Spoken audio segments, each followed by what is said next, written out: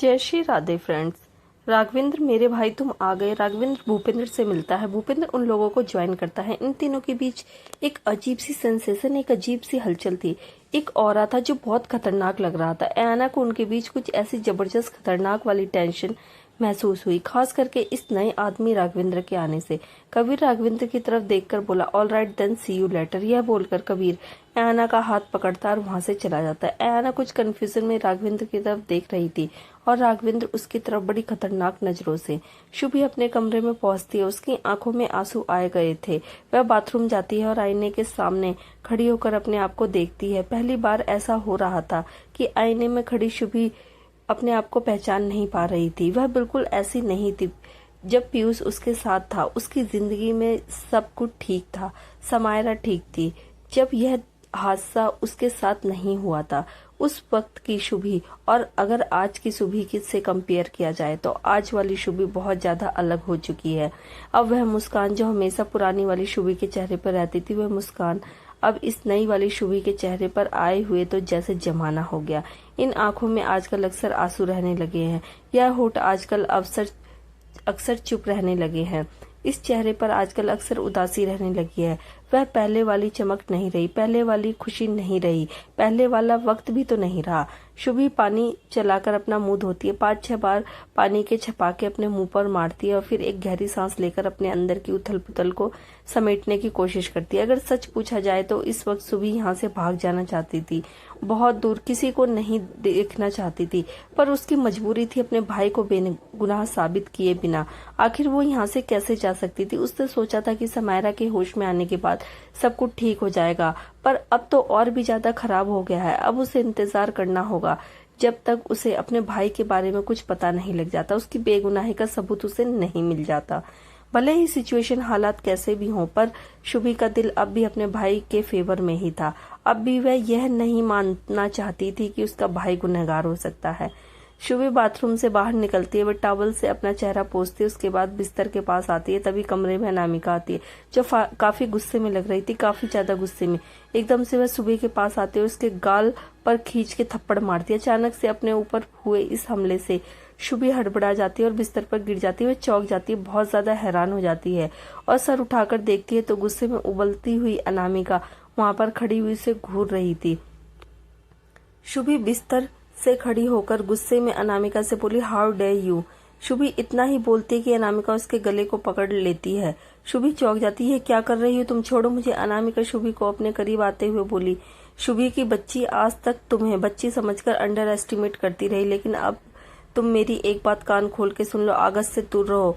वह मेरा है, मेरी सगाई हुई है उसके साथ, तुम्हें उसके आसपास भी बर्दाश्त नहीं कर सकती। अगर आइंदा से तुमने उसके करीब जाने की कोशिश की तो मुझसे बड़ा कोई भी नहीं होगा। शुभी गुस्से में अनामिका का हाथ जोर से पटकती है और फटाक से उसे झटक देती है। अनामिका अब बहुत गुस्से में शुभी को देख रही थी, लेकिन अब शुभी की आंखों में भी गुस्सा उतर आया था। लिसन, तुम मेरी एक बात कान खोल के सुन लो, मुझे तुम में और तुम्हारे उस सो कॉल्ड फियांसे में कोई भी दिलचस्पी नहीं है, समझी तुम। मुझे नहीं पता तुम्हें ऐसा क्यों लग रहा है कि मैं उसके करीब जाने की कोशिश कर रही हूँ, लेकिन ऐसा कुछ नहीं है। मेरे दिल में अगस्त के लिए कोई फीलिंग नहीं है, और अगर कोई फीलिंग है भी तो वो नफरत है। अनामिका फिर गुस्से से बोली, तो फिर तुम यहाँ पर क्या कर रही हो? यहाँ से चली क्यों नहीं जाती? यहाँ इस घर में अगस्त के साथ रहने का क्या मतलब है तुम्हारा? अब तो तुम लोगों का डाइवोर्स भी हो चुका है, फिर भी यहाँ पर पड़ी हुई हो। तुम्हारा तो भाई कांड करके भाग गया और अपने पीछे छोड़ गया तुम्हें, यह मेरा खून जलाने के लिए। शुभी अपनी मुट्ठियों को जोर से कस लेती है। Enough is enough. अगर मेरे भाई के बारे में एक शब्द और भी बोला ना तो मुझसे बुरा कोई नहीं होगा। उसके बाद शुभी की आंखें भी गुस्से से डार्क हो जाती हैं। मेरा भाई बेकसूर है, कोई माने या ना माने, पर मैं मानती हूँ, और आगे से अगर तुमने पीयूष के बारे में कुछ भी बकवास की तो मैं तुम्हारी जुबान खींचकर गले में लपेट दूंगी, समझ में आया? शुभी की ऐसी हरकत, उसकी इतनी हिम्मत देख के अनामिका का गुस्सा 7वें आसमान तक पहुंच जाता है और वो शुभी के करीब आके बोली, ऑल राइट, कोई बात नहीं, इस बार अपने भाई का बहाना बना लो तुम, पर कितने दिन? हाँ, एक बार मुझे यहाँ पर आ जाने दो, उसके बाद अगर मैंने तुम्हें धक्के देके इस घर से नहीं निकाला ना तो मेरा नाम भी अनामिका कश्यप नहीं। ये बोलकर अनामिका गुस्से में वहां से चली जाती है। सुबह बिस्तर पर बैठ जाती है और उसकी आंखों से आंसू टपक जाते हैं। समायरा दरवाजे के पास खड़ी हुई थी। जब अनामिका बाहर गई तो वह चुप खड़ी हो गई थी और अनामिका ने उसे नहीं देखा, लेकिन अनामिका ने जो भी अब शुभी के साथ किया, वह सब कुछ समायरा ने देखा और बहुत ज्यादा गुस्सा आ रहा था उसे। हालांकि वह थोड़ी दूर पर खड़ी हुई थी, इसलिए उसे उन दोनों की बातें सुनाई नहीं दे रही थी, लेकिन जिस तरह से अनामिका गुस्से में लग रही थी, उसने शुभी को थप्पड़ भी मारा। यह सब कुछ समायरा ने अपनी आंखों से देखा। सच पूछो तो उसे बहुत ज्यादा गुस्सा आ रहा था। अनामिका बाहर जाती है। अगस्त भूपेंद्र के पास खड़ा था, राघवेंद्र भी उनके साथ खड़ा हुआ था। अनामिका वहां पर आकर राघवेंद्र से बोली, अंकल आप यहाँ। राघवेंद्र भी मुस्कुराकर अनामिका से बोले, कॉन्ग्रेचुलेशंस माय डियर। अनामिका ने मुस्कुराकर कहा, thank you so much uncle, मुझे बहुत अच्छा लगा आप आए। तुषार नहीं आया? तुषार राघवेंद्र का बेटा था। राघवेंद्र ने कहा, नहीं, उसे कुछ जरूरी काम से शहर से बाहर जाना था, इसलिए उसने कहा कि वह बाद में आकर तुमसे सॉरी बोल देगा। यह सुनकर अनामिका अपना मुंह बना लेती है।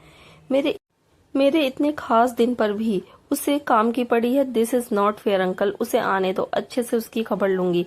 यह सुनकर राघवेंद्र हल्का सा हंस देता है। हाँ बिल्कुल, तुम्हारा भाई है, तुम जो चाहे उसके साथ कर सकते हो। उसके बाद राघवेंद्र का फोन बजता है तो वह उन लोगों से एक्सक्यूज लेकर वहां से चला जाता है। भूपेंद्र भी कुछ देर उन लोगों से बात करता है और फिर अपने बिजनेस के कुछ लोगों के साथ कुछ डिस्कशन करने में बिजी हो जाता है। अनामिका अगस्त के साथ कोने के पास अकेली खड़ी हुई थी।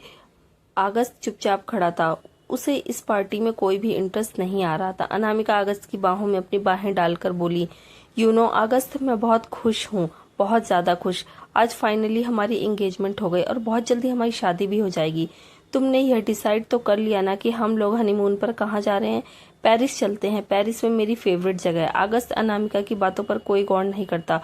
उसके लिए एंगेजमेंट ही इतनी मुश्किल हो रही थी कि शादी और हनीमून के बारे में तो सोचकर ही उसके रोंगटे खड़े हो रहे थे। पता नहीं कैसे करेगा वह यह सब। अगर बात पहले वाली होती तो शायद वही सब कुछ कर भी लेता, लेकिन अब बीते कुछ दिनों में उसकी जिंदगी में बहुत कुछ इतना उथल पुथल हो चुका है, इतना बदल चुका है। यह सब उसे इतना ज्यादा मुश्किल पहले कभी नहीं लगा। असल में तो यह सब कुछ मुश्किल उसके लिए उसी दिन से हो गया था जिस दिन सुबी ने उसे प्रपोज किया था और उसने उसके मुंह पर उसकी जबरदस्त वाली इंसल्ट कर दी थी। इंसल्ट मतलब उसे डांट दिया था, उसके प्रपोजल को बड़ी ही बेदर्दी से रिजेक्ट कर दिया था। लेकिन शुभी के प्रपोजल को रिजेक्ट करते वक्त उसे कितनी तकलीफ हुई थी, उसके बारे में शुभी को कोई आइडिया भी नहीं था। अनामिका अगस्त के पास खड़ी हुई अपनी शादी के बाद और शादी की प्लानिंग को डिस्कस कर रही थी। तभी शमायरा चुपके से उसके पीछे आती है। वह देखती है कि वह दोनों एक कोने में खड़े हैं। वहां पर कुछ पर्दे लगे हुए हैं। समायरा सुभी को देखकर इतनी ज्यादा अपसेट हो गई थी कि उसका दिमाग ही खराब हो गया था। आखिर यह 2 कौड़ी की लड़की सुभी को ऐसे कैसे रुला सकती है? समायरा की दोस्त को ऐसे कैसे रुला सकती है? वह उसे थप्पड़ कैसे मार सकती है? समायरा को बहुत ज्यादा गुस्सा आ रहा था। तभी अचानक वहां से एक आदमी गुजरता है। उसकी पॉकेट से कुछ चीज नीचे गिर जाती है। समायरा सोच ही रही थी कि आखिर उसे कैसे सबक सिखाया जाए, तो उसका बच्चों वाला दिमाग तो था ही। वह जब देखती है कि उस आदमी की पॉकेट से वहां पर एक लाइटर गिर गया तो अचानक उसके दिमाग में एक खुराफाती चीज जन्म लेती है। वह फटाक से लाइटर को अपने पास जाकर उसे अपने हाथ में उठा लेती है और अनामिका की तरफ देखकर बड़बड़ाती है, मेरी दोस्त को रुलाया था ना, अब मैं तुम्हें भी रुलाती हूँ। समायरा की दोस्त को जो रुलाएगा उसे पनिशमेंट तो जरूर मिलेगी। समायरा छुपते छुपते पर्दों के पीछे धीरे धीरे अनामिका के करीब आती है। अनामिका और अगस्त समायरा की तरफ पीट करके खड़े थे और वहां पर ज्यादा कोई लोग नहीं थे जो समायरा को देख सके। समायरा इधर उधर देखती है। जब उसे कंफर्म हो जाता है कि कोई भी नहीं देख रहा उसे, तब अपनी मुट्ठी में पकड़े हुए लाइटर को खोल देती है। उसके बाद वह देखती है कि अनामिका की ड्रेस का पल्लू उसके पैरों के पास है। वह धीरे से नीचे झुकती है, लाइटर जलाती है और पल्लू में आग लगा देती है, फिर वहां से तुरंत भाग जाती है। अगस्त चुपचाप खड़ा हुआ था, अनामिका से बातें कर रहा था। तभी अचानक अगस्त को कुछ अजीब सी स्मेल आती है, जैसे कोई कपड़ा जल रहा हो। अगस्त नजर मार ही रहा था कि वहां की आग कहाँ पर लगी है। तभी अचानक उसकी नजर अनामिका के पीछे पड़ती है और उसकी आंखें शौक से बड़ी हो जाती हैं। अनामिका की ड्रेस ने आग पकड़ ली थी। Oh my god Anamika! August तुरंत अनामिका को थोड़ा आगे खींचता है। अनामिका चौंक जाती है। उसकी समझ में नहीं आता कि अचानक अगस्त क्यों चिल्लाया और उसने क्यों चीखा। लेकिन जब उसकी नजर भी अपने कपड़े में लगी हुई आग पर पड़ती है तो उसकी आंखें और मुंह फट जाता है और वह जोर से चिल्ला देती है, आग! मेरे कपड़े में आग लग गई! अगस्त सेव मी प्लीज! अनामिका के चिल्लाने से वहां पर मौजूद सारे लोग उसकी तरफ देखते हैं और इकट्ठा हो जाते हैं। सब लोग चौंक जाते हैं कि अनामिका के कपड़ों में आग लग गई। शुभी वहां पर भाग कर आती है। अगस्त को कुछ मिलता नहीं तो वह अपने हाथों से ही अनामिका की ड्रेस की आग बुझाता है। इससे पहले कि वह आग उसकी ज़्यादा ड्रेस को जलाए, ऐसे में फिर वह बुझाना मुश्किल हो जाएगा और अनामिका की स्किन भी जल सकती है। अगस्त बिना कुछ देखे, बिना कुछ सोचे, बिना कुछ समझे अपने हाथों से, फिर अपने जूतों से फटाफट से आग को बुझाता है। सुबह चौंक जाती है। वह देखती है कि अगस्त किस तरह से अनामिका के कपड़ों की आग बुझा रहा है। अपने हाथों से ही वह अपने हाथ जला रहा था। भूपेंद्र चिल्लाकर बोला, कोई पानी लेकर आओ। अगस्त बचे हुए कपड़े को ऑलरेडी अपने हाथों से फाड़ चुका था। जल्दी तभी कुछ नौकर पानी लेकर आते हैं और वह उसे कपड़े पर डाल देते हैं। आग बुझाने के बाद सबको राहत की सांस आती है। अनामिका इतनी ज्यादा घबरा जाती है कि उसकी सांसें और धड़कनें तेज हो जाती हैं। भूपेंद्र अनामिका को संभालते हुए बोला, अनामिका बेटा तुम ठीक हो ना? कुछ हुआ तो नहीं ना? तुम्हें आग बुझ गई है? अनामिका होश में आकर रोने लगती है। अगर कुछ हो जाता तो बहुत और जिंदा जल के मैं मर जाती। भूपेंद्र अनामिका को गले लगाकर उसे शांत करवाता है। कबीर ऐना भी वहां पर खड़े होकर यह सब कुछ देख रहे थे। सुबह तुरंत अगस्त के पास आती है और उसके हाथ को देखती है। अगस्त के हाथ काफी ज्यादा जल गए थे। वह अगस्त का हाथ पकड़कर बोली, तुम्हारे हाथों में चोट लगी है? चलो मेरे साथ। सुबह अगस्त को लेकर वहां से चली जाती है। अनामिका थोड़ा थोड़ा होश में आने के बाद एक बार फिर से गुस्से से उन लोगों की तरफ देखती है। भूपेंद्र पार्टी खत्म होने का ऐलान करता है और उसके बाद सारे गेस्ट अपने अपने घर जाने लगते हैं। शुभी अगस्त को अपने कमरे में लेकर आती है, उसे बिस्तर पर बिठाती है और यहाँ वहाँ फर्स्ट एड बॉक्स देखने लगती है। अगस्त शुभी से बोला, शुभी मैं ठीक हूँ। शुभी फटाफट से फर्स्ट एड बॉक्स ढूंढती है और फिर उसे लेकर बिस्तर के पास बैठ जाती है। हाँ, मुझे दिखाई दे रहा है। शुभी अगस्त से कोई बहस नहीं करना चाहती थी। वह सिर्फ उसका हाथ लेती है और बॉक्स में से ट्यूब निकालकर उसके हाथों पे दवाई लगाने लगती है। अगस्त अनामिका को ऐसे बचा रहा था जैसे शुभी को यह देखते ही बहुत ज्यादा तकलीफ हो रही थी। इतना क्या खो गया था कि वह अपने हाथ ही जला लिए? क्या सच में अगस्त अनामिका से प्यार करता है? उसकी जान के लिए वो अपनी जान की भी फिक्र नहीं कर रहा था। अगस्त बोलने लगता है, शुभी मैंने कहा। इतने में ही शुभी नजर उठाकर अगस्त की तरफ देखती है। वो उसे इतने गुस्से और डार्क आंखों से देखती है कि अगस्त के सब उसकी हलक में ही अटक जाते हैं और वह आगे कुछ नहीं बोल पाता। शुभी चुपचाप अपने हाथों में उसके हाथों में दवाई लगाने लगती है और फिर पट्टी कर देती है। उसके बाद फर्स्ट एड बॉक्स को वापस अपनी जगह पर रख देती है और कमरे से चली जाती है। वे एक सेकंड भी वहां पर नहीं रुकती। सारे मेहमान अपने अपने घर जा चुके थे। अगस्त हॉल में आता है। अनामिका अगस्त के पास आकर उसे हक कर लेती है। August, you have no idea how much I got scared. Thank you so much. अगर तुम नहीं होते तो पता नहीं। अगस्त अपने हाथ को पीछे कर रखता है। It's all right Anamika. Anamika हक ब्रेक करके अगस्त के हाथों को देखती है। उसके हाथों पर पट्टी बंधी हुई थी। वह समझ जाती है कि यह काम किसने किया है। वह एक बार फिर से अंदर ही अंदर बहुत गुस्सा हो रही थी, लेकिन अपने गुस्से को वह बाहर नहीं आने देना चाहती थी। वह अपनी आंखों में अगस्त को सिर्फ अपनी फिक्र और चिंता दिखाना चाहती थी। थैंक गॉड कि शुभी ने तुम्हारे हाथों पर पट्टी कर दी। तुमने मेरे लिए अपने हाथ जला लिया August. Thank you so much. तुम मुझसे कितना प्यार करते हो कि मेरे लिए तुमने अपनी परवाह भी नहीं की। Thank you very much. August कुछ नहीं बोलता। भूपेंद्र वहां पर आकर बोला, पता नहीं यह सब कुछ कैसे हुआ, पर थैंक गॉड के कुछ बुरा नहीं हुआ। ओके, अब काफी ज्यादा रात हो गई है, हम लोग घर के लिए निकलते हैं, तुम आराम करो। अगस्त हल्का सा सर हिला देता है। भूपेंद्र अनामिका के साथ वहां से चला जाता है। सारे मेहमानों के जाने के बाद वह वापस अपने कमरे में आता है। शुभी अपने कमरे में जाती है तो वहां उसे बिस्तर पर दुपक कर बैठी हुई समायरा दिखाई देती है। शुभी समायरा के पास जाकर खड़ी हो जाती है, अपने हाथों को छाती पर क्रॉस कर लेती है और अपनी आंखों को सुकेड़ लेती है। समायरा ने जब अनामिका के कपड़ों में आग लगाई तो शुभी ने वह सब दूर से देख लिया था और वह हैरान थी कि अनामिका के कपड़ों में समायरा ने ही आग लगाई थी। उसने ऐसा क्यों किया? अनामिका की जान जा सकती थी। शुभी समायरा से बोली, मैं जानती हूँ समायरा कि यह सब कुछ तुमने किया है। तुमने ही अनामिका के कपड़ों में आग लगाई थी ना? मुझे बताओ तुमने ऐसा क्यों किया? तुम जानती हो ना यह कितना खतरनाक हो सकता था। तुम्हारी हरकत से किसी की जान भी जा सकती थी। तुम्हें वो क्या हो क्या है? तुम ऐसी तो बिल्कुल भी नहीं थी जैसी अब हो गई हो। तुम बहुत अच्छी हो समायरा। तुम ऐसा कैसे कर सकती हो? किसी की जान कैसे ले सकती हो? समायरा की आंखों में आंसू आ जाते हैं और वह पप्पी सा फेस बनाकर शुभी की तरफ देखती है। उसने तुम्हें थप्पड़ मारा, उसकी वजह से तुम रोई ना? मुझे बिल्कुल पसंद नहीं आया। भाई ने उसके साथ सगाई क्यों की? मुझे वह अच्छी नहीं लगती। भाई को तुम्हारे साथ सगाई करनी चाहिए थी। तुम मुझे बहुत पसंद हो, और जब उस डायन चुड़ैल ने तुम्हें रुलाया तो मुझे बहुत ज्यादा गुस्सा आया, इसलिए मैंने उसे सबक सिखाने के लिए यह सब किया। समायरा की बात सुनकर शुभी कुछ बोल नहीं पाती। उसे समझ में नहीं आया कि वह क्या बोले। शुभी एक गहरी सांस लेकर बिस्तर पर बैठकर समायरा की तरफ देखकर थोड़ी नरम आवाज में उसके हाथ पर अपना हाथ रखकर बोली, समायरा, ऐसी हरकत दोबारा कभी मत करना। तुम्हारे भाई ने उस लड़की से सगाई की है क्योंकि उस लड़की से वो प्यार करते हैं, उसे पसंद करते हैं, उनसे शादी करना चाहते हैं, और मुझसे नहीं। मुझे नहीं लगता कि कुछ गलत है। तुम्हें उसके साथ ऐसा नहीं करना चाहिए था। प्रॉमिस करो कि अब तुम दोबारा ऐसी कोई हरकत नहीं करोगी। प्रॉमिस करो मुझे। समायरा अपने होठ बाहर निकाल लेती है, पर वह चुपचाप शुभी से प्रॉमिस कर देती है। ठीक है, आई प्रॉमिस, ऐसा दोबारा नहीं करूंगी। I am sorry. सुबी हल्का सा मुस्कुराकर समायरा को हक करती है। हक ब्रेक करने के बाद समायरा सुबी से बोली, क्या सच में भाई उससे प्यार करते हैं? शुभी के चेहरे की मुस्कान गायब हो जाती है और एक अनचाही उदासी उसके चेहरे पर छा जाती है। हाँ मैं वो अपना सर हिलाकर खड़ी होकर आईने के सामने जाकर अपनी चूड़ियां उतारते हुए बोली, हाँ इसलिए तो शादी कर रहा है ना। अगर प्यार नहीं करता तो शादी थोड़ी ना करता। इस बात पर समायरा कुछ सोचते हुए बोली, तो फिर वह आपकी तस्वीर देखकर उदास क्यों हो रहे थे? समायरा की बात सुनकर शुभी थोड़ा हैरान होते हुए बोली, क्या? वह पलटकर समायरा की तरफ देखती है। समायरा ने जवाब दिया, हाँ मैं उनके कमरे में गई थी। तुम्हें पता है उनकी अलमारी में तुम्हारी बहुत सारी पिक्चर्स हैं। तुम बहुत प्यारी लग रही थी उनमें। वह पिक्चर्स देख रहे थे और उदास हो रहे थे। यह सुनकर शुभी एक पल के लिए चौंक जाती है। मेरी पिक्चर्स अगस्त के कबर्ड में? इस ख्याल से ही अचानक शुभी के सीने में एक अजीब सी हलचल होती है। वह समायरा की तरफ देखकर बोली, तुम्हें पक्का यकीन है कि वह मेरी ही पिक्चर्स थी?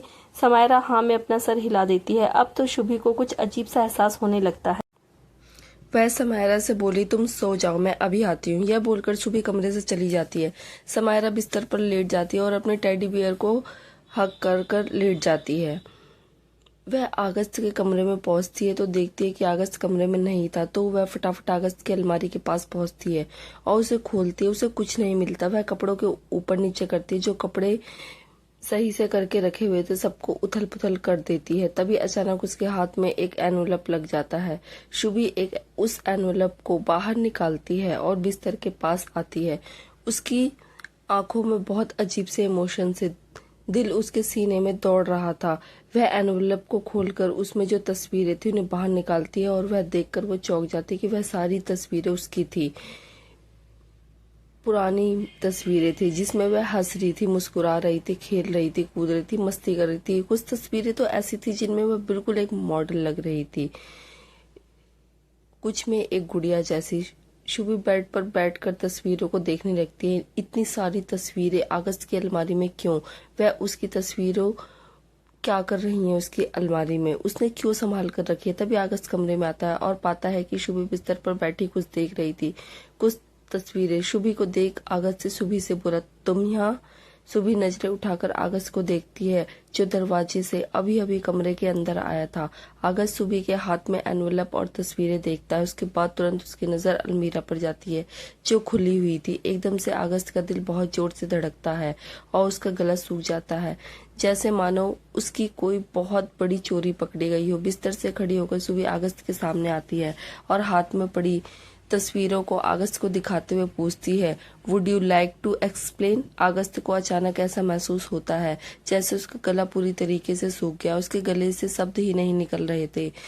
वो ये शुभी अगस्त से बोली, मेरी तस्वीरें तुम्हारी कबर्ड में क्या कर रही हैं? बताओ मुझे, और इन्हें कपड़ों के बीच में छिपा कर क्यों रखा है तुमने? जवाब दो अगस्त। अगस्त अपना गला साफ करते हुए शुभी की आंखों में आंखें डालकर देखते हुए बोला, ये तुम्हारी कुछ तस्वीरें ऐसे ही समायरा के कमरे में पड़ी हुई थी तो मैंने बस इन्हें अपने अलमीरा में संभाल कर रख दिया। यह सुनकर शुभी अपने आईब्रोज ऊपर उठा लेती है। बस सिर्फ इसलिए? अगस्त ने अपनी नजरें चुराते हुए कहा, हाँ इसलिए। और क्या कारण हो सकता है? मैं क्यों तुम्हारी तस्वीरों को अपने पास रखने लगा भला? अगस्त का बेरुखी भरा जवाब सुनकर शुभी को अंदर ही अंदर बहुत ज्यादा गुस्सा और दर्द महसूस होता है। ठीक है, यह मेरी तस्वीरें, इन्हें मेरे पास होना चाहिए। उसके बाद वह अगस्त से बोली, तुम्हारा लाइटर कहाँ है? जरा देना मुझे। अगस्त कंफ्यूजन में बोला, लाइटर क्यों? शुभी ने कहा, दो, मुझे काम है। अगस्त की टेबल की तरफ इशारा करते हुए बोला, वहां पड़ा है। शुभी टेबल के पास जाती है, लाइटर उठाती है, उसके बाद वहां पर रखे एक छोटे से डस्टबिन की तरफ जाती है, तस्वीरों में आग लगाती है और उन्हें डस्टबिन में गिरा देती है। अगस्त हैरान होकर बोला, ये क्या कर रही हो तुम? शुभी ने सुबह ने जवाब दिया, मेरी तस्वीरें हैं, मेरा जो मन करेगा उनके साथ में वो करूंगी, कोई प्रॉब्लम है आपको? अगस्त एकदम से चौंक जाता है, पर फिर से चुपचाप अपनी जगह पर खड़ा हो जाता है। तस्वीर धीरे धीरे जलकर राख हो जाती है। अगस्त को ऐसा लग रहा था जैसे उसके अंदर भी कुछ जल रहा था। जब वह सारी तस्वीरें जल रही थी तो शुभी लाइटर को वापस टेबल पर रखकर बोली, मेरी किसी भी चीज को छूने का, उसे अपने पास सहेज कर रखने का तुम्हें कोई हक नहीं, और अगर तुमने ऐसा दोबारा किया तो उनका भी यही अंजाम होगा। ये बोलकर शुभी कमरे से चली जाती है और अगस्त गहरी सांस लेकर बिस्तर पर बैठकर अपना सर पकड़ लेता है। कबीर और अयाना घर की तरफ जा रहे थे। अयाना पैसेंजर सीट पर बैठी हुई थी। कबीर गाड़ी ड्राइव कर रहा था, मुंह से सीटी बजा रहा था और गाड़ी में चल रहे गाने को हल्का हल्का गुनगुना रहा था। अयाना फटाक से गाने को बंद कर देती है। कबीर अयाना की तरफ देखता है तो अयाना इरिटेशन में कहती है, अब बस करो, मेरे सर में दर्द हो रहा है। एक तो गाने को लेकर भी तुम्हारी चॉइस बहुत ही ज्यादा बेकार है। तिरछा सा मुस्कुराकर ड्राइविंग पर फोकस करते हुए कबीर ने कहा, तुम्हें तो मेरी हर चीज ही बेकार लगती है। बाय द वे, तुम्हारे सर का एक जबरदस्त इलाज है मेरे पास। यह सुनकर अयाना अपनी आईब्रोज को हल्का सा ऊपर उठा लेती है। यह डेविल, इससे सीधी बात की तो उम्मीद ही नहीं की जा सकती। अब जरूर कुछ ऐसा बोलेगा जिससे उसका खून उबल जाएगा, और वैसा ही हुआ। कबीर ने अयाना से कहा, तुम्हें पता है, सेक्स करने से ना ये छोटी मोटी प्रॉब्लम्स अपने आप गायब हो जाती हैं। लाइक थकान होना, सिर दर्द, टायर्ड फील करना, एनर्जी की कमी, सब दूर हो जाता है और इंसान एकदम से फ्रेश हो जाता है। उसके बाद कबीर अयाना की तरफ देखकर बोला, तो क्या ख्याल है, तुम और मैं यहाँ अकेली गाड़ी में आधी रात में सुनसान सड़क पर? I don't have any problem, मैं तुम्हारी हेल्प कर सकता हूँ, वुड यू लाइक टू? वह इतना ही बोलता कि अयाना इरिटेट होकर बड़बड़ाती है, शट अप, बड़ा आया डॉक्टर जॉनी सिंह, चुपचाप गाड़ी घर की तरफ करो। वैसे भी अलीशा और नम्रता मेरा वेट कर रही होंगे, ऑलरेडी काफी लेट हो चुका है। मुस्कुराकर कबीर फिर से रोड की तरफ फोकस करता है। तभी अचानक अपनी गाड़ी के बगल से वाली मिरर में कुछ देखता है। उसकी गाड़ी के पीछे कुछ हलचल थी, जिसे देखकर उसके होठ की मुस्कान थोड़ी और बढ़ जाती है, जैसे कि कोई आ रहा है और उसे शायद उसी के आने का इंतजार था। वह फिर से सीटी बजाने लगता है और ड्राइव करना जारी रखता है। अयाना चुपचाप सीट पर अपना सर रखकर बाहर की तरफ देख रही थी। धीरे धीरे आंखें बंद हो जाती हैं और वह आंखें बंद करके आराम से सीट पर रिलैक्स करती है। कुछ सेकंड तक उसे सिर्फ कबीर की सीटियों की आवाज सुनाई दे रही थी।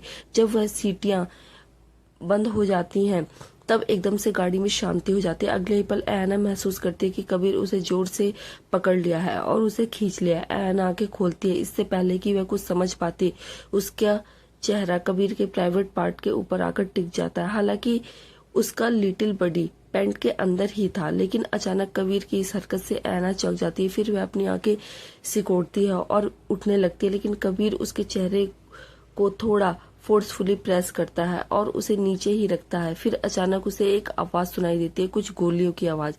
अयाना हल्का सा अपना सर उठाकर देखती है तो उसकी आंखें फट जाती। कबीर के एक्सप्रेशन बहुत ज्यादा डार्क थे। बाहर से तेज गोलियों की आवाज गूंज रही थी, जिसे कोई धड़ाधड़ उनके ऊपर गोलियां चला रहा था। कबीर गाड़ी की स्पीड को एक्स्ट्रा ऑर्डिनरी तरीके से तेज करके गाड़ी को भगा रहा था, यहाँ वहां दौड़ा रहा था। उसकी आंखों में इस वक्त वह डेविल वाली चमक थी, बहुत खतरनाक वाली, जबरदस्त वाली। गोलियों की आवाज सुनकर तो अयाना की सांसें उसकी हलक में ही अटक जाती। उसे समझ में नहीं आता कि अचानक ये क्या हो रहा है, पर उन पर गोलियां चला कौन रहा है। कबीर अयाना को नीचे ही रखता है, उसे ऊपर नहीं होने देता। स्टे डाउन, ऊपर मत आना, यह बोलकर कबीर गाड़ी के हैंडल को 180 डिग्री पर एकदम से गोल घुमा देता और गाड़ी को फटाक से पलट देता। उसके बाद एक सेकंड के लिए गाड़ी रुक जाती है और कबीर गाड़ी के शीशे के सामने खड़ी बहुत सारी गाड़ियों को देखता है, जिन्हें देखकर उसकी आंखों में एक अलग सी ही चमक आती है। होठों पर हल्की तिरछी मुस्कान के साथ उसका एक्सप्रेशन और उसकी आंखें और भी ज्यादा डार्क, बहुत ज्यादा खतरनाक हो जाती हैं। अयाना हिम्मत करके पूछती है, कबीर यह सब क्या हो रहा है? कबीर अयाना से बोला, कुछ नहीं, कुछ दोस्त मिलने आए थे, उनकी जरा खातिरदारी कर देता हूँ, तुम हिलना मत। कबीर गाड़ी का कोई बटन प्रेस करता है, जिससे गाड़ी के आगे के पार्ट से कुछ छेद निकलते हैं और बहुत जबरदस्त तरीके से उनमें गोलियां चलने लगती है। कबीर की गाड़ियां, उसकी हर गाड़ी न सिर्फ बुलेट प्रूफ थी, बल्कि उसमें ऐसी सीक्रेट टेक्नोलॉजी थी जिसके बारे में किसी को नहीं पता था। ऐसे ही नहीं, वह अकेला अपनी गाड़ी में कहीं भी घूमने जा सकता था। उसकी गाड़ी उसके लिए फुल प्रूफ सिक्योरिटी थी। अचानक से कबीर की गाड़ी से चलने वाली गोलियों की एक्सपेक्टेशन सामने खड़े बहुत सारे लोगों ने नहीं की। उनमें से कई लोग जख्मी हो जाते हैं और फटाक से अपनी गाड़ी में बैठकर कबीर की तरफ बढ़ते हैं। फायर वह लोग जारी रखते हैं और कबीर भी जारी रखता है। अब कबीर की मुठ्ठियां जोर से कस जाती हैं और उसका खतरनाक रूप सामने आने लगता है। वह अपनी गाड़ी का एक और बटन दबाता है जिससे साइड में एक छोटा सा रॉकेट निकलता है और फुल स्पीड से उन गाड़ियों की तरफ उसे जाकर रोक दिया जाता है। वह गाड़ी से टकराता है और गाड़ी ब्लास्ट हो जाती है। ऐना के दिल की धड़कनें रुक जाती है। कबीर अपनी गाड़ी के सारी सिक्योरिटी का इस्तेमाल करके सामने वाली गाड़ियों को ठोक रहा था, लेकिन जितनी गाड़ियां उतनी ही गाड़ियों के पीछे से निकलती जा रही थी। काउंटलेस लोग यहाँ आज उसके बैंड बजाने के इरादे से आए थे, पर कबीर पीछे हटने वाला नहीं था। तभी अचानक वह महसूस करता है कि उसकी गाड़ी के सारे डिवाइसेस अपनी सीमा पर पहुंच चुके हैं। मतलब गोलियां खत्म हो गई हैं, रॉकेट खत्म हो गए। उसकी गाड़ी बुलेट प्रूफ तो है, फिलहाल गोलियां उस पर असर नहीं करने वाली थी। लेकिन कब तक? कबीर हार मानने वालों में से नहीं था। अपनी गाड़ी को तेज स्पीड से आगे बढ़ाता और गाड़ियों की बैंड बजाना शुरू कर देता है। अपनी गाड़ियों को उसे ठोकना शुरू कर देता है, लेकिन धीरे धीरे वो गाड़ियां कबीर की स्ट्रेंथ पर ओवरटेक करने की कोशिश करती है। कुछ गाड़ियां कबीर को चारों तरफ से घेर लेती है। ऐना को कुछ भी समझ नहीं आ रहा था कि उसके ऊपर क्या चल रहा है। कबीर ने उसे फिलहाल के लिए ऊपर ना आने की वार्निंग दी थी और सच पूछो तो डर के मारे ऐना के रोंगटे खड़े हो गए थे। क्या वह लोग वाकई में यहाँ पर उसे मारने वाले थे? कौन है ये लोग जो कबीर पर हमला कर रहे थे? फिर कबीर अपनी गाड़ी में चुपचाप बैठा हुआ था और देख रहा था कि वह सारी गाड़ियां उसकी गाड़ी के चारों तरफ से घेर रही थी। तभी अचानक कुछ और गाड़ियां वहां पर आती है और उन गाड़ियों पर हमला करना शुरू कर देती हैं। अचानक अपने ऊपर हुए इस हमले से उन गाड़ियों में बैठे हुए लोग चौंक जाते हैं। एक गाड़ी में बैठा हुआ गौतम अपनी डार्क आंखों से उन लोगों को देखकर अपने सभी गार्डों को ऑर्डर देता है, उन लोगों को बॉस की गाड़ी से दूर हटाओ और बॉस की गाड़ी को कवर करो, उन्हें कुछ नहीं होना चाहिए। गौतम की डार्क आवाज सुनकर सारे गार्ड्स एकदम से अलर्ट हो जाते हैं और फुल स्पीड के साथ फुल गाड़ियों की तरफ धुआंधार फायरिंग करते हुए आगे बढ़ते हैं। कुछ गाड़ियों में मौजूद लोग गोली चलने के कारण भगवान को प्यारे हो गए थे। एक दो बच्चे कुछ फटाक से अपनी गाड़ी लेकर वहां से धुआंधार होकर भाग गए थे। गौतम को वहां देखकर कबीर हैरान और फिर अनोइंग फेस बना लेता है। That idea, what is he doing here? Kabir चाहता तो हमला करने वाले लोगों को एक सेकंड में खत्म कर सकता था, लेकिन वह इस वक्त और कुछ सोच रहा था, ये जानते हुए भी कि उस पर हमला करने वाले लोग जानबूझकर सुनसान रास्ते पर लेकर आया था, क्योंकि उसे इन लोगों के इरादे पता थे। कोई बहुत जरूरी इन्फॉर्मेशन, पर गौतम ने बीच में आकर सारा खेल खराब कर दिया। इसलिए कबीर ने उसको बताया नहीं था, क्योंकि उसे बताया होता तो वह तुमसे यह काम कभी करने नहीं देता। पर फिर भी उसे पता चल गया कैसे? उनके जाते ही फटाक से वह सारे गार्ड्स कबीर की गाड़ी के पास आकर अपनी गाड़ी को रोक देते हैं। गौतम की गाड़ी आगे आती है। गौतम गाड़ी से निकलता और कबीर की गाड़ी की तरफ भागता है। बॉस गौतम को देखकर कबीर स्टेशन में अपना माथा रगड़ता है। वह गाड़ी से बाहर निकलता है और गाड़ी का दरवाजा बंद करता है। दूसरी तरफ से घबराई हुई ऐना भी बाहर निकलती है। उसकी तो धड़कनें किसी भी वक्त जैसे रुकने वाली थी। गौतम कबीर के पास आकर बोला, boss are you all right? Kabir irritation में गौतम की तरफ देखकर बोला, तुम यहाँ क्या कर रहे हो गौतम? मैंने तुमसे कहा था ना कि तुम घर से बाहर मत आना। कबीर की बात सुनकर गौतम ने माफी मांगते हुए कहा, आई एम सॉरी बॉस, पर आप अच्छी तरह से जानते हैं कि मैं आपकी साइड नहीं छोड़ सकता, पर आप किसी भी वक्त अटैक हो सकता है। और जिस पार्टी में आप गए थे, मैंने सुना है वहां पर कुछ लोग ऐसे भी आए थे जिनकी वजह से मुझे डाउट हो गया था कि आप पर ऐसा ही कोई हमला होने वाला है। कबीर थोड़ा अनोइंग आवाज में गौतम से बोला, तुमने क्या मुझे बेवकूफ समझ के रखा है गौतम, जो मुझे इस चीज का आइडिया नहीं होगा कि मुझ पर हमला होने वाला है? फिर भी मैंने तुम्हें अपने साथ आने के लिए नहीं कहा, उसके पीछे भी मेरा रीजन था। तुम आजकल मेरी बातों को बहुत इग्नोर करने लगे हो। गौतम ने कड़क आवाज में कबीर से कहा, सॉरी बॉस, लेकिन आपका ऑर्डर मेरे लिए आपकी जान से बढ़कर नहीं है। आपकी जान मेरी प्रायोरिटी है, इसके आगे आपके ऑर्डर को भी नहीं मान सकता। कबीर जोर से अपनी गाड़ी को गुस्से में लात मारता है, बाहर में जाओ तुम। उसके बाद वह अपनी गाड़ी में बैठता और गाड़ी को लेकर वहां से चला जाता है। ऐना शॉक होकर वहीं पर खड़ी हुई थी। शी इज क्रेजी, उसका दिमाग खराब है। गौतम ने आकर हमारी जान बचाई, उसे थैंक यू बोलने की बजाय उसे डांट कर चला गया। वह यह कैसे कर सकता है? कैसा इंसान है? इसे समझ में क्यों नहीं पा रही हूँ मैं? ऐना बहुत ज्यादा हैरान थी। गौतम ऐना के पास आकर बोला, आप ठीक है? ऐना हाँ में अपना सर हिला देती है। वह देखती है जो कुछ भी हुआ उसकी वजह से ऐना अभी भी थोड़ी डरी हुई थी। वह ऐना से बोला, गाड़ी में बैठ जाइए प्लीज। ऐना चुपचाप गौतम की गाड़ी में जाकर बैठ जाती है। गौतम अपने सारे गार्ड्स को इशारा करता है। उसके बाद वह अपनी गाड़ी को लेकर निकल जाता है और उसके जाते ही घर से अपनी गाड़ी लेकर वहां से चला जाता है। एक रात कबीर नाइट क्लब में बैठा हुआ था। उसके हाथ टेबल के ऊपर थे। चेहरे के एक्सप्रेशन काफी सीरियस थे। सामने शराब का ग्लास रखा हुआ था जिसके ऊपर वह उंगली घुमा रहा था और जैसे ही कहीं ख्यालों में डूबा हुआ था तभी उसे अचानक अपने पीछे एक आवाज सुनाई देती है, कबीर डोगरा। कबीर हल्का सा पलटकर देखता है तो उसके पीछे एक बुजुर्ग आदमी खड़ा हुआ था। हाथ में छड़ी थी, सूट बूट पहन रखा था और आसपास कुछ गार्ड्स भी थे जो उसकी रक्षा के लिए हमेशा उसके साथ रहते थे। उस आदमी का और उसका रहन सहन, यह सब कुछ देखकर यह कहा जा सकता था कि वह इस शहर के कुछ रईस लोगों में से एक है। कबीर खड़ा होकर उस आदमी से बोला, मुझे यहाँ पर क्यों बुलाया? उस आदमी ने कबीर से कहा, तुझसे कुछ जरूरी बात करनी है, बैठ। कबीर चुपचाप बैठ जाता। उसके चेहरे पर थोड़े अनोइंग से एक्सप्रेशन थे, जैसे आदमी को वहां पर लेकर उसे कुछ खास अच्छा नहीं लगा। वह आदमी कबीर के बगल में बैठते हुए बोला, मुझे तुझसे कुछ जरूरी बात करनी है। कबीर आंखें उठाकर उस आदमी की तरफ देखता है। बोलो। कबीर अपने जिम में वर्कआउट कर रहा था। वह भारी भारी वेट उठा रहा था। उसकी मसल जबरदस्त तरीके से उसकी खूबसूरती को निखार रही थी, उसकी मजबूती को दिखा रही थी। पसीने से तरबदर उसका शरीर बहुत ज्यादा सेक्सी लग रहा था। कबीर के चेहरे के एक्सप्रेशन काफी ज्यादा ठंडे थे। तभी उसके पास भागता हुआ गौतम आता है और उसके चेहरे के सामने आकर खड़ा हो जाता है। गौतम के चेहरे पर हैरानी और शौक से भरे हुए एक्सप्रेशन थे। कबीर अपना वर्कआउट जारी रखता है। यह देखते हुए भी गौतम उसके सामने आकर खड़ा हो गया। उसे गौतम से कोई फर्क नहीं पड़ रहा था।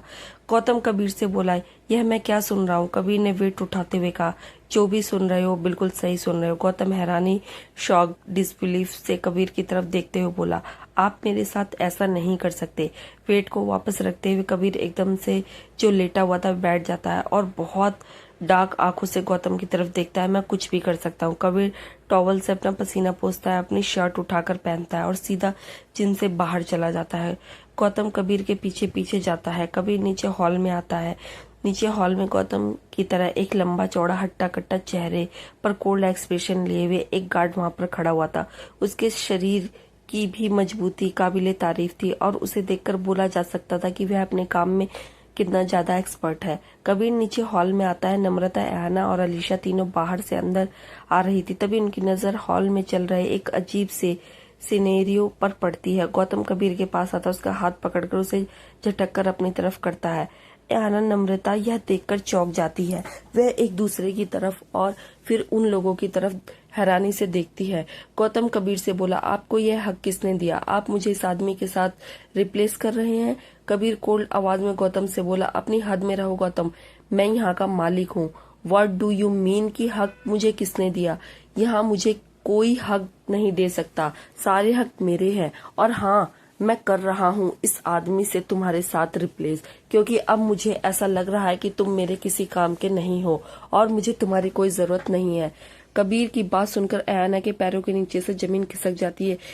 क्या यह आदमी गौतम को रिप्लेस कर रहा है? गौतम को? वह गौतम जो उसके लिए किसी भी हद तक जा सकता है, उसके लिए अपनी जान को बिना सोचे समझे कुर्बान कर सकता है, वह इसको रिप्लेस कर रहा है? गौतम कबीर से बोला, मैं यहाँ से नहीं जाऊंगा। कबीर ने अपने हाथों को अपनी कमर पर रखते हुए कहा, और इसका फैसला करने वाले तुम कौन हो गौतम? क्या तुम भूल रहे हो कि तुम कौन हो? तुम कोई भी नहीं हो। तुम मेरे सिर्फ एक मामूली गार्ड हो। यहाँ पर बाकी जितने भी गार्ड मौजूद हैं, उन जितनी औकात उनकी है उतनी ही तुम्हारी है। मैंने तुम्हें थोड़ा सा सर पर क्या चढ़ा लिया, तुम तो मेरे सर पर चढ़कर नाचने लगे। तुम भूल गए हो कि कबीर डोगरा के ऊपर कोई रूल्स करे, यह उसे बिल्कुल भी पसंद नहीं। यह शेरा है। कबीर ने अपने बगल में खड़े हुए उस लंबे चौड़े आदमी की तरफ इशारा करते हुए कहा, और आज से तुम्हारी जगह ये मेरा पर्सनल गार्ड रहेगा। जो तुम अपना सामान पैक करके यहाँ से जा सकते हो। आज शाम तक का वक्त है तुम्हारे पास, फिर चाहे। गौतम अपनी मुट्ठियों को जोर से कस लेता है। नम्रता, एहाना हैरानी से उसे देख रहे थे। अलीशा भी काफी ज्यादा हैरान लग रही थी। गौतम अपना सर झुकाकर बोला, आप मेरे बॉस हैं, मुझ पर हुक्म चला सकते हैं और मैं आपके हर हुक्म को मानूंगा भी, पर मैं यहाँ से नहीं जाऊंगा। यह मेरा आखिरी फैसला है। आप जो चाहे मेरे साथ वो कर सकते हैं, मैं अपनी जान दे दूंगा, लेकिन यहाँ से नहीं जाऊंगा। कबीर अपनी आंखें को सिकोड़ते हुए बोला, गेट आउट गौतम। गौतम कबीर को कम्प्लीटली इग्नोर कर देता है और उसकी बातों पर कोई गौर नहीं करता। कबीर एक इरिटेशन से भरी गहरी सांस लेता है और अपने गार्ड के आगे जाकर गौतम को उठाकर बाहर फेंकने का इशारा करता है। बाहर कड़कड़ाती धूप थी। गौतम को कड़कड़ाती धूप में खड़ा करके कबीर ने वहां से दफा हो जाने के लिए कहा, पर गौतम कहाँ मानने वाला था। कबीर गुस्से में वहां से बंगले के अंदर आ जाता है, लेकिन गौतम वहीं पर खड़ा पूरी डिटर्मिनेशन के साथ बड़बड़ाता है, आप चाहे कुछ भी कर लीजिए, मैं यहाँ से नहीं जाऊंगा, मतलब नहीं जाऊंगा। ऐना गौतम के पास आकर बोली, गौतम यह सब क्या हो रहा है? कबीर तुम्हें? गौतम स्ट्रेट आवाज में ऐना से बोला, वह चाहे कुछ भी बोल ले, उसकी मर्जी का मोहताज नहीं हूं मैं यहाँ से नहीं जाऊंगा जब तक जिंदा हूँ। अचानक कबीर की गई हरकत से सब लोग बहुत ज्यादा हैरान थे। अलीशा गौतम के पास आकर बोली, लेकिन डेविल अंकल आपको क्यों निकालना चाहते हैं? आप कितने अच्छे हो। अलीशा रोने जैसी शक्ल बना लेती है। गौतम कोई जवाब नहीं देता। शायद वह जानता था कि कबीर ऐसा क्यों कर रहा है। गौतम उन सब की तरफ देखकर बोला, बाहर बहुत धूप है, आप लोग अंदर जाइए, अलीशा को अंदर ले जाइए। ऐना गौतम से बोली, लेकिन तुम भी तो वहां पर हो। गौतम ने जवाब दिया, मैंने कहा ना आप अंदर जाइए, मैं ठीक हूँ। इसके आगे कोई कुछ बोल नहीं पाता। ऐना अलीशा को लेकर अंदर चली जाती है। नम्रता जाते जाते गौतम की तरफ देखती है और गौतम निमृत की तरफ।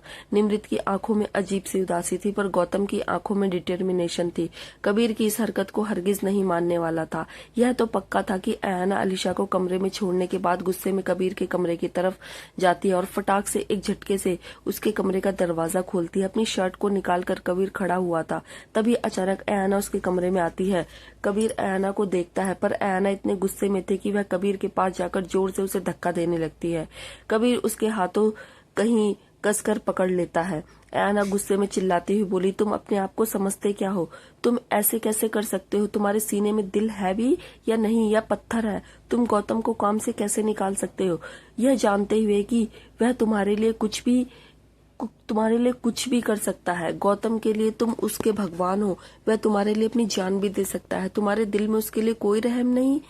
तुमने एक बार भी नहीं सोचा उसे काम से निकालते हो? तुम इतने पत्थर दिल कैसे हो सकते हो? अचानक से ऐना के हाथों को उसकी पीठ की तरफ मोड़ते हुए उसे अपनी ओर से करीब लाते हुए कबीर अपने दांतों को गुस्से से पीसते हुए बहुत ठंडी और डार्क आवाज में बोला, इनफ। अचानक कबीर की इतनी डार्क आवाज से ऐना की सांसें जैसे रुक जाती हैं, पर उसकी आंखों में अब भी बेसुमार गुस्सा था। कबीर गुस्से में अपने दांतों को पीसते हुए उसकी आंखों को देखकर कड़क आवाज में बोला, मैं अपनी जिंदगी में क्या करता हूँ क्या नहीं, तुम्हें उसमें टांग अड़ाने की कोई जरूरत नहीं। यह मत भूलो कि तुम यहाँ पर एक कैदी हो जिसे मैंने अपनी कैद में रखा है। अपनी लिमिट्स क्रॉस करने की कभी कोशिश मत करना, वरना एक झटके में तुम्हारी खोपड़ी उड़ा दूंगा। मुझसे इतनी रहम की उम्मीद मत करना, बिकॉज इतने वक्त से मैं तुम्हारे साथ बहुत अच्छे से पेश आ रहा हूँ। भूलो मत कि मैं कौन हूँ, भूलो मत कि मैं तुम्हारे साथ क्या किया है और क्या कर सकता हूँ। अपनी हद में रहो। अगर जिंदा रहना चाहती हो तो तुम्हें मैंने यहाँ पर रखा है। आराम से खाओ पियो ऐश करो। मेरी जिंदगी में इंटरफेयर करने की तुम्हें कोई भी जरूरत नहीं और ना कोई हक है, और ऐसा दोबारा करने की सोचना भी मत। ऐना की आंखों में आंसू आ जाते हैं, लेकिन साथ ही बेसुमार गुस्सा भी। I hate you Kabir Dogra, I hate you so much. Kabir हल्का सा अपना सर हिलाकर बोला, that's better, you should hate me. उसके बाद कबीर ऐना के हाथों को रिलीज कर देता है और ऐना गुस्से में वहां से चली जाती है। वह अपने कमरे में जाती है जहां पर अलीशा और नम्रता बैठे हुए थे। अलीशा रो रही थी और नम्रता उसे चुप करवा रही थी। नम्रता की आंखों में भी आंसू आ गए थे।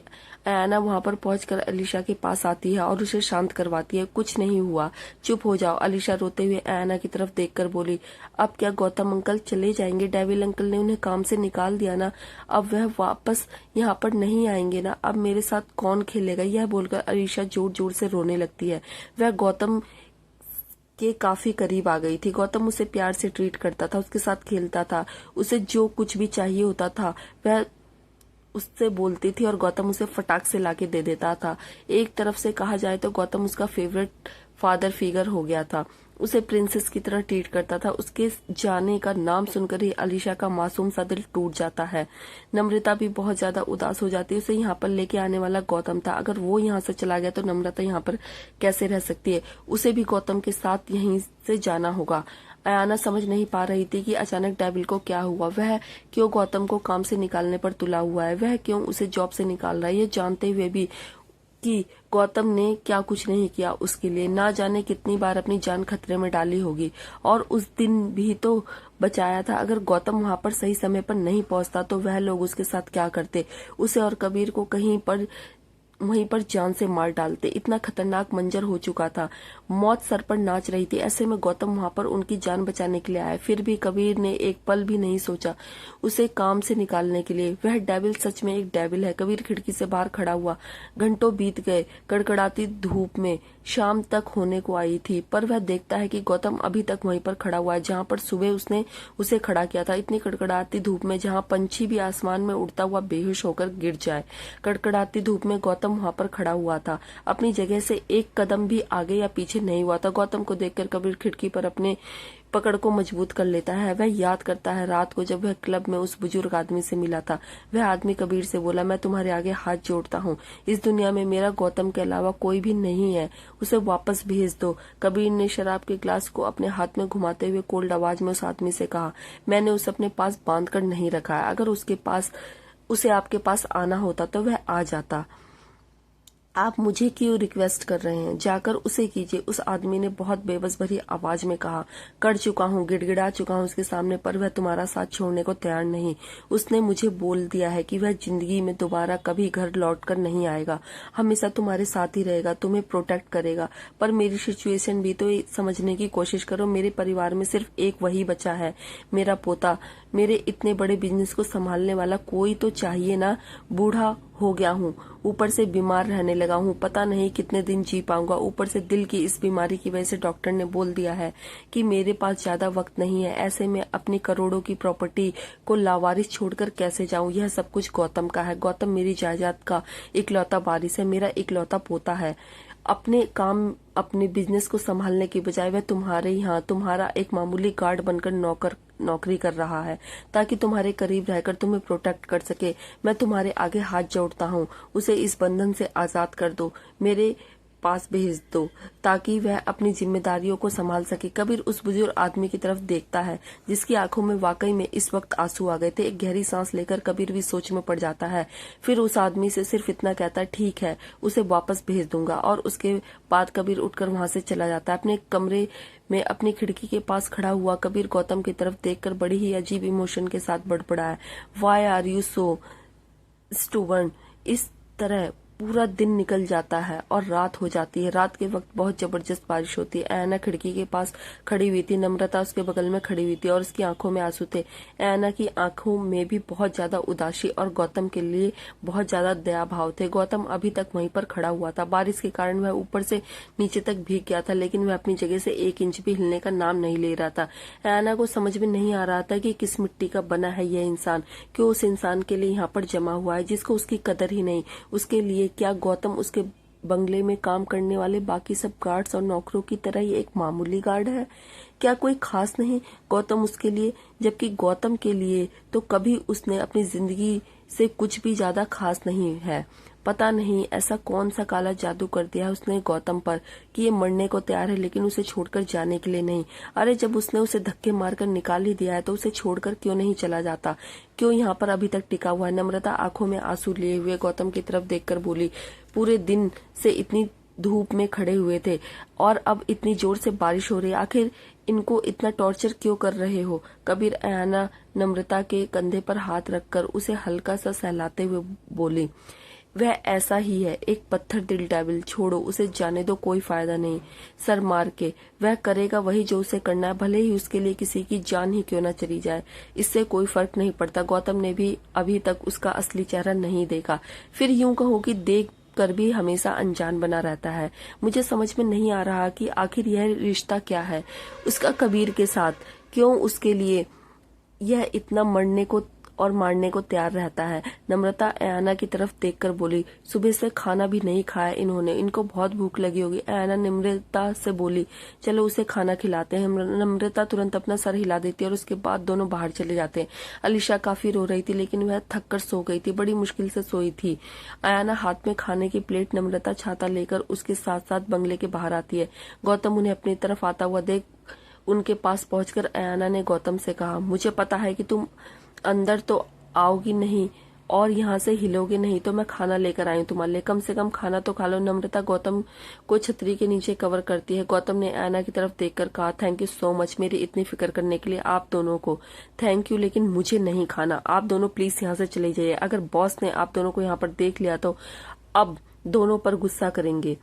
अयाना ने थोड़ी अनोइंग आवाज में कहा, मुझ पर डेविल से कोई फर्क नहीं पड़ता, उसके गुस्से से कोई फर्क नहीं पड़ता, तुम चुपचाप खाना खाओ। नम्रता भी बहुत दुखी आवाज में बोली, खा लीजिए ना, आपने कुछ भी नहीं खाया, आपकी तबीयत खराब हो जाएगी, आप सुबह से ऐसे ही खड़े हैं।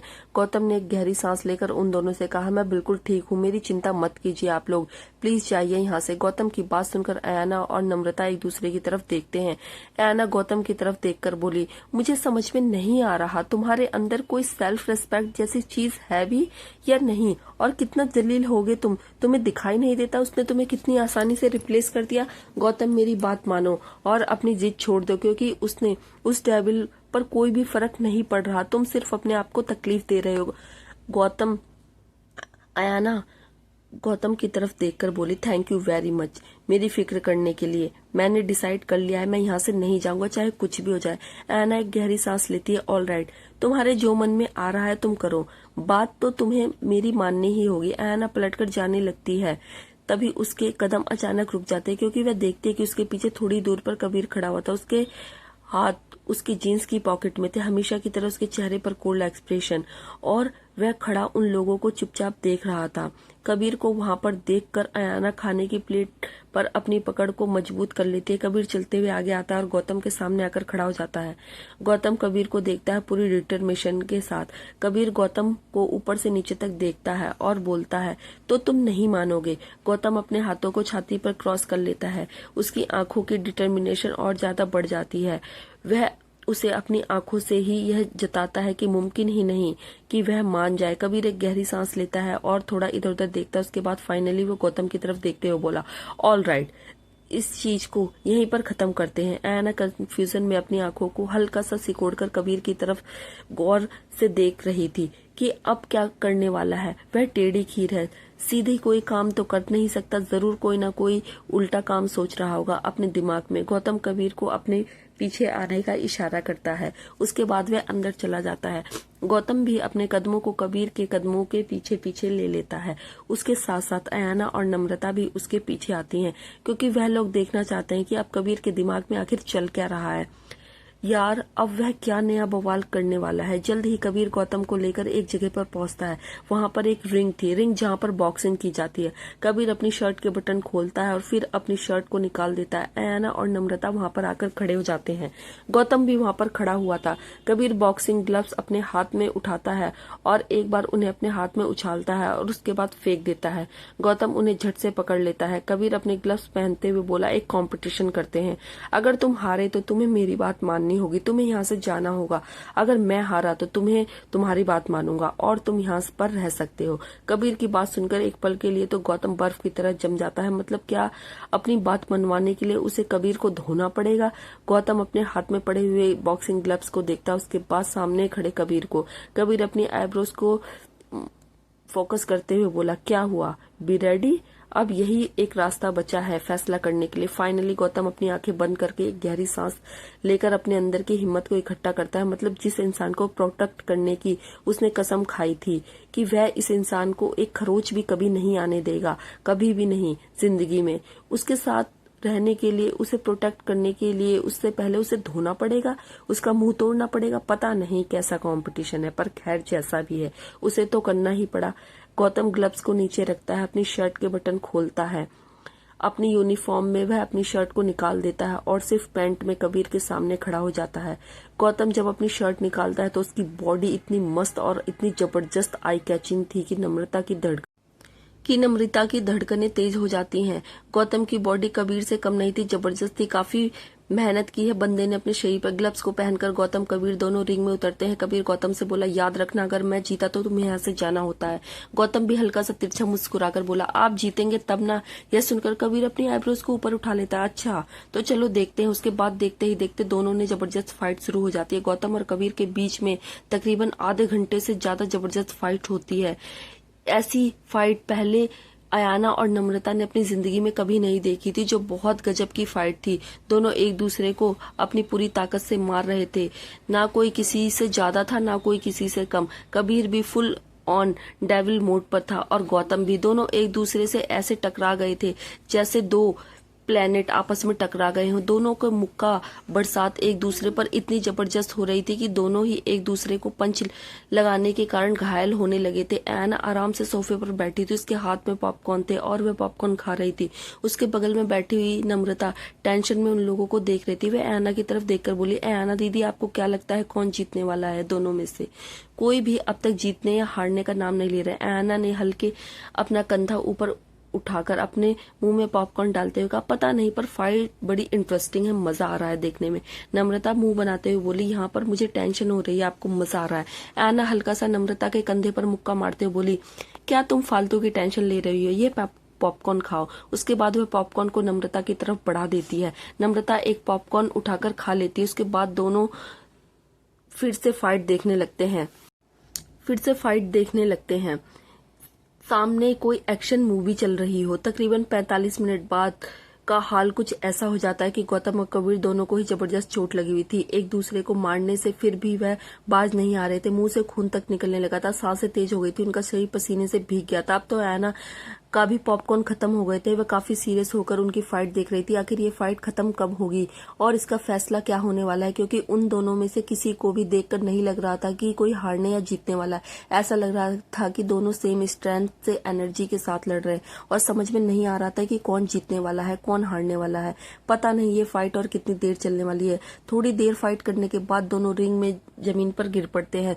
उनकी सांसें तेज हो गई थी। कुछ देर ऐसे ही पड़े रहने के बाद कबीर हिम्मत करके खड़ा होता और अपने हाथ पैरों को स्ट्रेट करता है। ओके फाइन, बहुत हो गई लड़ाई, अब एक आखिरी पंच और फाइट एंड। गौतम भी जमीन से खड़ा होता है और रस्सियों के सहारे अपने शरीर को लगा लेता है ताकि उसे खड़ा होने के लिए सहारा मिल सके। दोनों ही काफी थक गए थे। गौतम भी तेज सांसों को कंट्रोल करते हुए कबीर से बोला, हाँ अब मैं भी लड़ते लड़ते थक गया हूँ, अब फैसला हो ही जाए, अब चाहे जो भी हो जाए, जीतूंगा तो मैं ही। कबीर भी अपनी आंखें सिकोड़ते हुए बोला, अब फाइट खत्म नहीं हुई, अभी इतनी जल्दी जीत का ऐलान मत करो।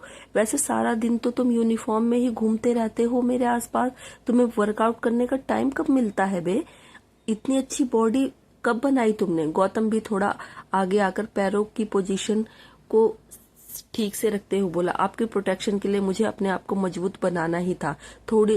जरूरी थोड़ी ना है कि सब कुछ आपकी नजरों के सामने ही हो। कबीर ने भी अपनी गर्दन को थोड़ा राउंड राउंड घुमाते हुए कहा, बिल्कुल सही कहा तुमने। उसके बाद अपने कंधों को थोड़ा गोल गोल घुमाकर गौतम से बोला, तो तैयार एक आखिरी पंच के लिए? दोनों एक दूसरे को बहुत ज्यादा सीरियस नजरों से देखते हैं। बहुत ज्यादा मतलब बहुत ही ज्यादा सीरियस नजरों से फिर अपनी पोजीशन पर खड़े हो जाते हैं। अपने अपने हाथों अपने अपने पंच को तैयार रखते हैं और डार्क आंखों से एक दूसरे को घूरते हुए धीरे धीरे करके एक दूसरे के करीब बढ़ते हुए एकदम से स्पीड से एक दूसरे की तरफ भाग कर आते हैं और अपना मुक्का उठाकर एक दूसरे के चेहरे पर मारने ही वाले होते। तभी अचानक उन दोनों के बीच में कोई आकर अपने हाथ आगे बढ़ाकर मुंह में सीटी को जोर से बजाकर उन्हें रोकने का इशारा करता है। अचानक सीटी बजाने के कारण दोनों वहीं पर रुक जाते हैं। एना बीच में खड़ी हुई थी, उसने उन दोनों को रोक दिया था क्योंकि वह जानती थी वह दोनों इस वक्त काफी जख्मी हो चुके हैं। अब एक पंच किसी न किसी का मुंह तो पक्का तोड़ देगा या शायद दोनों एक दूसरे का मुंह तोड़ देंगे और फिर फैसला नहीं हो पाएगा। ऑल राइट, मुकाबला खत्म। तुम लोगों को काफी टाइम हो गया लड़ते हुए, अब वक्त आ गया है फैसले का। मैंने और नम्रता ने तुम लोगों का 5 राउंड किए और कबीर तुमने गौतम को मारे पूरे 90 पंच। यह सुनकर कबीर अपने आप पर प्राउड करता है और गौतम की तरफ एक तिरछी मुस्कान के साथ देखता है। अब गौतम थोड़ी टेंशन में आ जाता है। उसके बाद आयाना गौतम की तरफ देखकर बोली, और तुमने कबीर को मारे पूरे 5, तो विनर है गौतम। ओके, मुकाबला यहीं पर खत्म। आयाना के अनाउंसमेंट सुनकर कबीर का मुंह खुला का खुला रह गया और गौतम के चेहरे पर एक्साइटमेंट की चमक आ गई। वह तिरछे से मुस्कान के साथ कबीर की तरफ देखता है। कबीर शॉक होकर आयाना की तरफ देखकर बोला, क्या इसने मुझसे ज्यादा मुझे मारा? व्हाट्स नॉनसेंस, तुमसे गिनने में गलती हुई होगी। ज्यादा पंच कैसे मारे? इसकी हालत तो देखो, उसे ठीक से खड़ा भी नहीं हुआ जा रहा। मैंने उसे हराया। हाँ, यह बात सही थी कि गौतम की हालत खराब थी, पर यह भी सही था कि कबीर की हालत में भी उतनी ही ज्यादा खराब थी। गौतम कबीर से बोला, एक बार खुद की हालत पर नजर डालिए। अब आयाना ने काउंट किया तो सही काउंट किया होगा, मैंने आपको ज्यादा पंच मारे हैं, आपकी हालत खराब की है, तो मैं विनर हूँ। कबीर अपनी आंखों को सुकेड़ लेता है। रबिश, हो ही नहीं सकता, विनर मैं हूँ। दोनों एक दूसरे की बात पर आर्ग्यूमेंट करने लगते हैं कि विनर कौन है।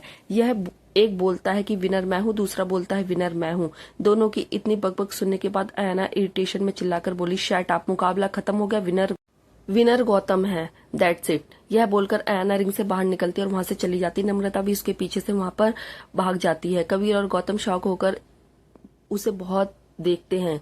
उसके जाने के बाद गौतम अपने आप पर प्राउड करते हुए बोला, मैंने आपको हरा दिया, अब आप मेरा फैसला नहीं बदल सकते और मुझे यहाँ से नहीं निकाल सकते। कबीर एक गहरी सांस लेते हैं। अयाना ने झूठ बोला, पंच कबीर ने गौतम को ज्यादा मारे थे, उसने खुद भी काउंट किया था, पर फिर भी उसने कुछ नहीं कहा। वह चाहता तो चेक करवा सकता था, आखिर वहां पर सीसीटीवी कैमरेज लगे हुए थे। पर वह फाइनली एक गहरी सांस लेता है और अपने ग्लव्स निकालकर फेंक देता है। रिंग से बाहर आता है और पानी की बोतल लेकर पानी पीने लगता है। गौतम भी कबीर के पास आता है।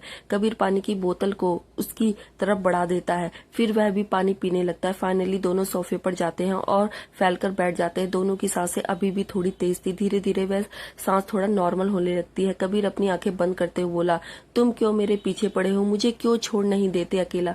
गौतम ने भी कबीर की बात का जवाब देते हुए कहा, नहीं छोड़ सकता, बस नहीं छोड़ सकता, जिंदगी भर आपके साथ रहने का वादा किया है मैंने आपसे, और मैं उसे आखिरी सांस तक निभाऊंगा। इस बात पर कबीर गौतम की तरफ देखकर बोला, तो क्या शादी कर लूं तुमसे, मेरे बच्चे की माँ बना दूं तुम्हें। कबीर की बात सुनकर गौतम स्पीचलेस हो जाता है, उसका मुंह बंद हो जाता है। कबीर अपने बालों को में हाथ डालकर उंगलियां घुमाते हुए बोला, कहाँ फंस गया मैं।